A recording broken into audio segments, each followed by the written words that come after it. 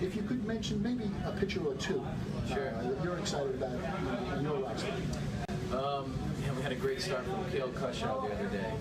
He was up to, I think the one scout's gun, he was up to 99 as a starter, which is pretty good. I mean, he was sitting 94, 96, up to 99, and he pitched a really, really good game.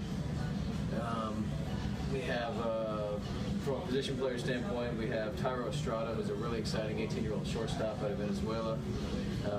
He was one of those that he may have played under lights before, but this was definitely a culture shock to him coming up to New York and playing. Mario, does it make it that much more difficult for you as a manager? It's not only X's and O's. You have a young man who's 18 years old, maybe speaks limited English, and then you have other players that are coming from, Mississippi State. You got, big college programs. How do you kind of, where do you draw the line where you have to do maybe a little more hand-holding coaching versus, hey, you know what you're doing? How do you kind of evaluate on the fly, so to speak?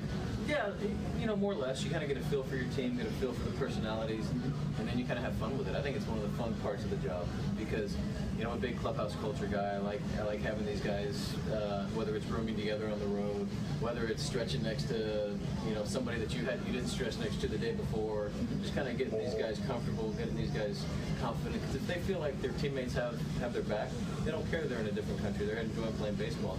If there's factions and different things on your team, then I know that's something we kind of have to squash. But so far it's been great. Sometimes these older American players will, take some of the Latin guys under their wing, so to speak, take them out to dinner, get them out of the hotel, and see some things. These guys have a really good group, and they've been really good about doing that. When you were on the show last time when you were speaking to us, it was very impressive that you work with a lot of catchers. When you look at the Yankee organization, there are a lot of catchers. What do you have here? And I know you work with Torrens, and I don't think he's on the roster at this point, but what do you have, in terms of catching talent here? And Sure. What to work with? We have 3 catchers on the roster right now. We have the guy that's catching tonight is a Dominican catcher. This will be his 4th year in the organization, making strides. He's still young, really good bat. He's working kind of refining his catching skills. We have a non-drafted free agent out of Butler University named Bradley Haddad. And we have a guy just drafted this year, I believe, 26th round, named Colin Slaybaugh out of Washington State. Those are the 3 guys that I have. And it's been fun, kind of, especially with the new guys, because that would be Colin Slaybaugh, and just introducing him to the pro game. The catching position is very different in the program than it is in the college game. So it's fun. Will you be having roster changes as signings become more available? I know that there were a couple of signings by the Yankees that they're still actually playing in the College World Series. So I guess that's probably even another additional challenge as you go along, where you'll get a phone call, so to speak, and say, that's right. We have a pretty big group working out in Tampa. A lot of pitchers. Okay. We have actually have a couple guys in the clubhouse right now that aren't officially on a roster. Okay. But will be in the next couple days. That's interesting. It's funny because back in 2000 when I was coaching my CYO team, I took them to see the Staten Island Yankees at the end of the season. And it's amazing how far this organization has gone, because back then they played at the College of Staten Island on a ball field all the way in the back of the campus. Right. And this is no lie. I went to buy tickets. I said, I want to buy 20 tickets, and I walk in, and there was a trailer half the size of your office. That was it. And they said, yeah, we got the tickets around here somewhere. And I'm like, wow. Wow, that's cool. And how far it's come. Oh, yeah. The ballpark, does the ballpark impress you when you look and you see the Manhattan skyline? It's incredible. Yeah, it's really incredible. Breathtaking view. Richmond County Bank ballpark, it doesn't get any better than that. Right. One thing that some of our viewers know, that, and I mentioned it on the last episode, that you led this, matter of fact, ironically, this league you had 10 years ago. And I feel like 10 years ago, you were a ball player yourself. Right. And you were playing in the Houston Astro organization, if I'm not mistaken. And you led the New York Penn League, and you had 15 home runs on the season. But the thing is that I mentioned, which is pretty amazing, you batted cleanup on a team that included Hunter Pence. That's right. And Ben Zobrist. That's right. So that is pretty amazing. Your career was derailed by injury.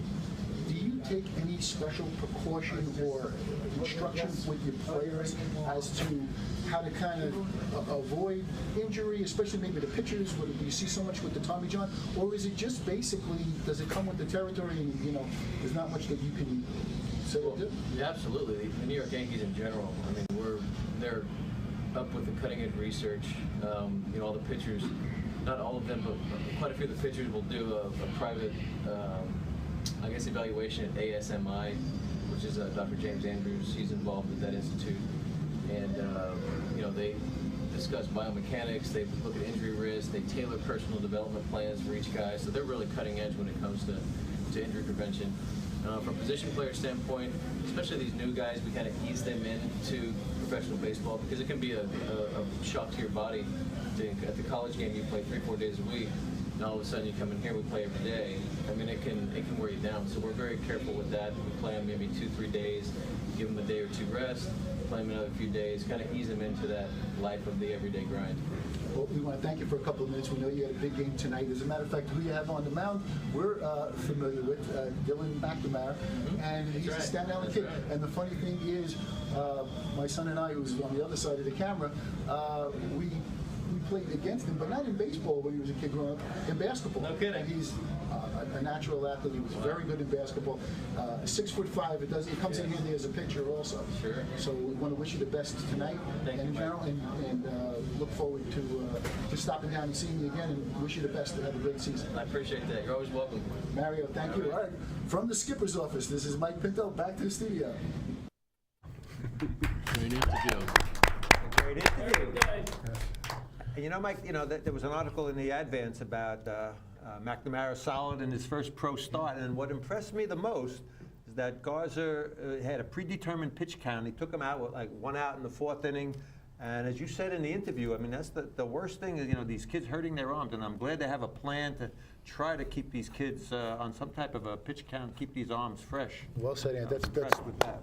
great pickup on your part. Yeah. And as you said, and who would be more sensitive to it than somebody like Mario Garza? Because as we said, people don't realize this, but I mean, he batted cleanup in an order with Hunter Pence and Zobrist. I mean, it's really amazing. He blew out both knees, and it's got to be, you know, frustrating for him. But you know, when you speak to him, you could see he's cut out to be a coach. He's got great. He's a no nonsense guy, but he's got a very nurturing side to him also. And when he was on the show, you know, before the season even started, you know, he mentioned Betances specifically, and we want to take heed to a gentleman that a pitcher that he mentioned, Cale Koshaw, for this year for the Staten Island Yankees, and he hit 99 miles an hour on the radar gun. So if any of our Staten Island Yankee fans out there want to go out to support the Staten Island Yankees, go root those guys on, because you know, you look at a kid like Cale Koshaw, and I mean, he could be the next Dylan Betances. You never know. So Who's ripping it up, I who might is add. absolutely He's really ripping it up. There's no question about it. Anybody who wants more information about the Staten Island Yankees, it's very, very simple. You want to buy tickets, you want to support the Staten Island Yankees. They got a beautiful stadium, a beautiful skyline. Absolutely. It's just exquisite. Richmond County Bank Ballpark, top shelf.